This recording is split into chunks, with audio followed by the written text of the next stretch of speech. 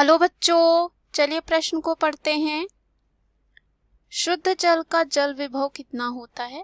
पहला है 0, दूसरा है 0 से कम, तीसरा है 0 से अधिक परंतु 1 से कम, चौथा है 1 से अधिक। इस प्रश्न में हमें बताना है कि शुद्ध जल का जल विभव क्या होगा। तो आइए देखते हैं। सबसे पहले इस प्रश्न में हम बात करेंगे मुख्य अवधारणा की। तो हो जाएगा जल विभव। जल विभव क्या होता है इसको देखते हैं। यदि किसी कोशिका को जल में रखा जाए तो शुद्ध जल के अणु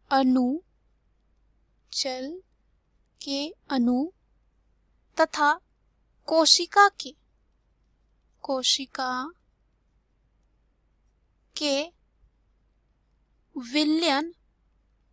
कोशिका के विलयन में उपस्थित जल के अणुओं की मुक्त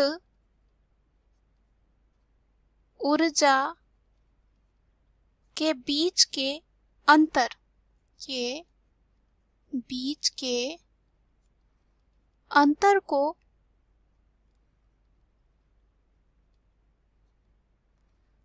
को जल विभव कहते हैं। ऐसा कह सकते हैं, यदि कोशिका को जल में रखा जाए तो शुद्ध जल के अणु तथा कोशिका के विलयन में उपस्थित जल के अणुओं की मुक्त ऊर्जा के बीच और कह सकते हैं मध्य के अंतर को जल विभव हम कह सकते हैं। अब यहाँ पे बात करें, जो जल का विभव होता है, जल विभव होता है पानी में कह सकते हैं विलय के सांद्रता पर निर्भर करता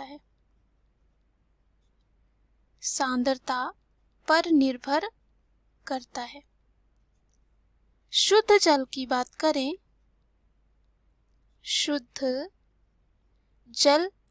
करें, तो इसमें जो है विलय के अणु नहीं होते हैं, कोई भी विलय के अणु नहीं पाए जाते हैं। तो जल विभव क्या हो जाएगा? यहाँ पे 0 हो जाएगा।